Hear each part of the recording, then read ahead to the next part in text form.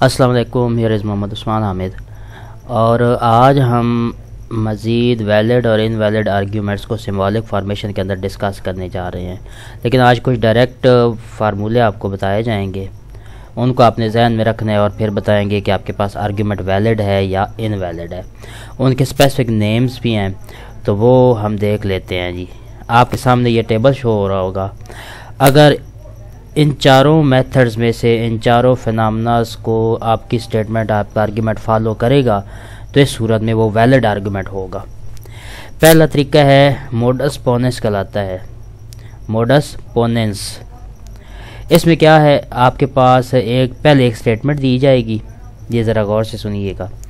पहले एक स्टेटमेंट दी जाएगी, P इम्प्लाइज Q, मतलब एक प्रीमाइज होगा, एक कंक्लूजन होगा, सीधी सीधी बात दी गई होगी। अगर नेक्स्ट आपके पास नेक्स्ट लाइन के अंदर जो आपके पास आर्ग्यूमेंट था, जो स्टेटमेंट थी, उसका पहला हिस्सा दे दिया जाए और उससे अगली लाइन, तीसरी लाइन बनेगी वो। अगर तीसरी लाइन में आपके पास कंक्लूजन एज इट इज़ दे दिया जाए, तो ये तरतीब अगर हो तो आप कहेंगे कि आपके पास मेन आर्ग्यूमेंट जो पहली लाइन है वो वैलिड होगा। और अगर तरतीब देखें तो ये फर्स्ट प्रीमाइज कहलाएगा एज अ होल, ये सेकंड प्रीमाइज कहलाएगा और ये नेक्स्ट जो है एंड वाली लाइन कंक्लूजन कहलाएगी।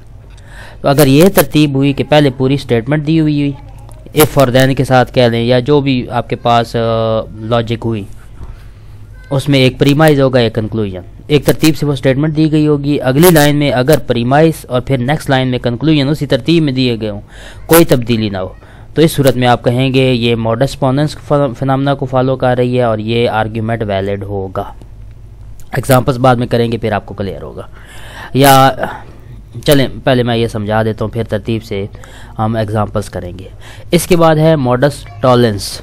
ये एक नया तरीका है। ये भी जो आर्ग्यूमेंट है उसकी वैलिडिटी को शो करता है कि आर्ग्यूमेंट वैलिड है। इसमें तरतीब क्या होगी, आपको पहले एक स्टेटमेंट दी जाएगी, P इम्प्लाइज Q, मतलब उसका एक प्रीमाइज होगा, एक कंक्लूजन होगा। उससे अगली लाइन में जो कंक्लूजन है उसकी नेगेशन इन्वॉल्व हो जाए अगर, और उससे नेक्स्ट लाइन में ये तरतीब फॉलो करते हुए उससे नेक्स्ट लाइन में प्रीमाइज की नेगेशन इन्वॉल्व हो जाए, तो अगर ये तरतीब हुई तो इस सूरत में आप कहेंगे ये मोडस टॉलेंस फिनोमेना को फॉलो कर रही है आर्ग्यूमेंट और आपका आर्ग्यूमेंट वैलिड है। अब ये कैसे है, तो अगर आप चाहें तो इनके टेबल बना के सेटिस्फाई करवा सकते हैं, लेकिन हम उस डिटेल में नहीं जाते, जस्ट आपने मेथड ज़हन में रखना है। नेक्स्ट है लॉ ऑफ साइलोगिज्म। लॉ ऑफ साइलोगिज्म के अगर डिफाइन किया जाए तो वो ये होता है कि if P then implies Q, ठीक है, इफ़ P देन Q, एक आपके पास कंडीशनल स्टेटमेंट दे दी जाए और नेक्स्ट Q इम्प्लाइज R हो, यानी P implies Q, Q implies R, तीसरी स्टेटमेंट इन्वॉल्व हो जाए, एसोसिएटिव लॉ कह लें, और फिर आपके पास एंड पे P इम्प्लाइज R आ जाए, ये एसोसिएशन को शो करेगा। लाइक हम करते होते हैं if A less than B and B less than C then A less than C, वो वाला फिनोमेना। तो if P implies Q, Q implies R, then P implies R, अगर ये तरतीब हो तो इस सूरत में लॉ ऑफ साइलोगिज्म कहलाएगा और आर्ग्यूमेंट वैलिड होगा आपका। आखिर में आर्ग्यूमेंट की वैलिडिटी को शो करने के लिए चौथा मेथड डिसजंक्टिव साइलोगिज्म होगा। इसमें क्या होगा कि आपके पास स्टेटमेंट P R Q की फॉर्म में दी गई होगी, डिसजंक्शन होगी पहली स्टेटमेंट के अंदर, दूसरी स्टेटमेंट में प्रीमाइज जो पहला हिस्सा है उसकी नेगेशन इन्वॉल्व हो, और तीसरी स्टेटमेंट में कंक्लूजन एज इट इज़ लिखा हुआ हो।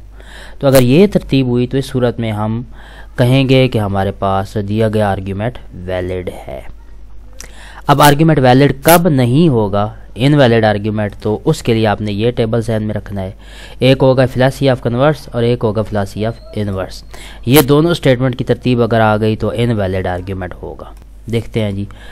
फिलॉसफी ऑफ कन्वर्स के अंदर P इम्प्लाइज Q, पहले आपको एक प्रॉपर स्टेटमेंट दी जाएगी इफ़ और देन के साथ, या जैसी भी एक उसकी तरतीब हुई।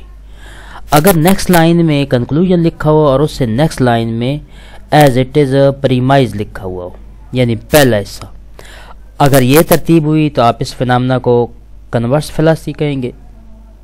और कहेंगे कि आपके पास दिया गया आर्ग्यूमेंट इनवैलिड है। ऐसे कंफ्यूज ना होइएगा, उसमें मॉडस पोनेंट के अंदर पी इम्प्लाइज क्यू के बाद पी और फिर क्यू है, यहाँ क्यू और फिर पी है। तरतीब ज़रा जहन में रखिएगा।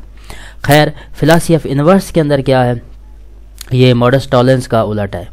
फिलासी ऑफ इन्वर्स में पी इम्प्लाइज क्यू पहले एक स्टेटमेंट दी जाएगी, अगर अगली लाइन में प्रीमाइज यानी पहला हिस्सा जो है उसका नेगेशन हो और नेक्स्ट लाइन में नेक्स्ट हिस्से की नेगेशन हो देयर फोर साइन के साथ, तो इस सूरत में आप कहेंगे कि आपके पास दी गई स्टेटमेंट इन्वर्स फेलासी को प्रेजेंट करेगी और आर्ग्यूमेंट फॉर्मेशन के अंदर वो इनवैलिड होगी, वो स्टेटमेंट इनवैलिड होगी।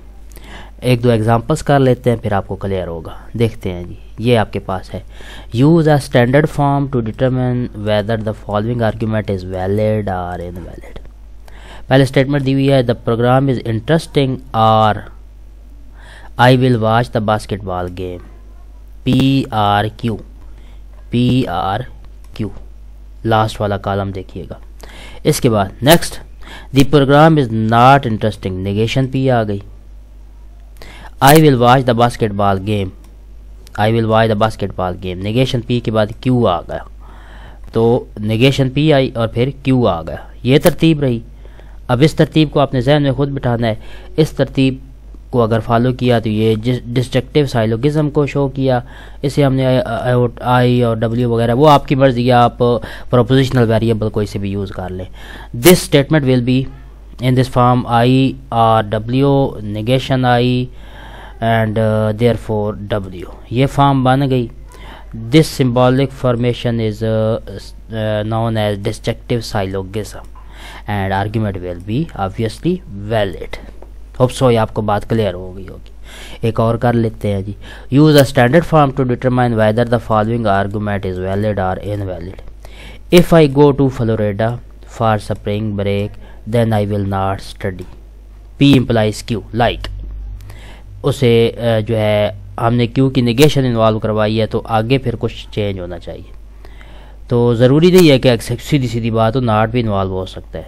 Next, I did not go to Florida for spring break, premise का आपने नेगेशन इधर इन्वॉल्व करवा दी। तो if we have F and S statements then F implies negation S, आगे नेगेशन एफ आ गया है। अगर एक स्टेटमेंट सीधी सीधी दी है, अगली लाइन में पहली स्टेटमेंट का नेगेशन हो और नेक्स्ट जो है आई स्टडीड, और नेक्स्ट जो है जो आपका कंक्लूजन था ऊपर वाली स्टेटमेंट में उसकी नेगेशन आ जाए, तो ये आर्ग्यूमेंट आपके फिलासी ऑफ इन्वर्स को प्रेजेंट करते हैं और आर्ग्यूमेंट इनवैलिड होगा।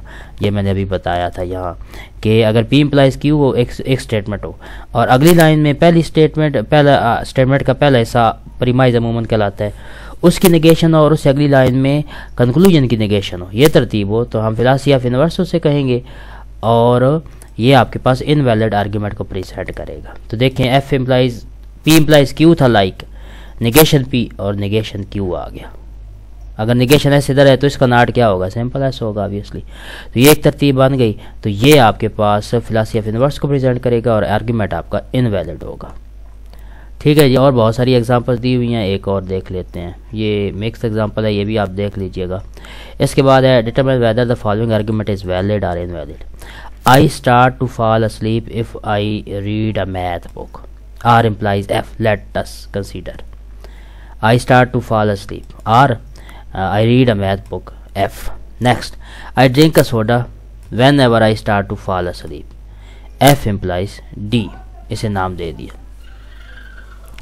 ठीक है जी। If I drink a soda, then I must eat a candy bar.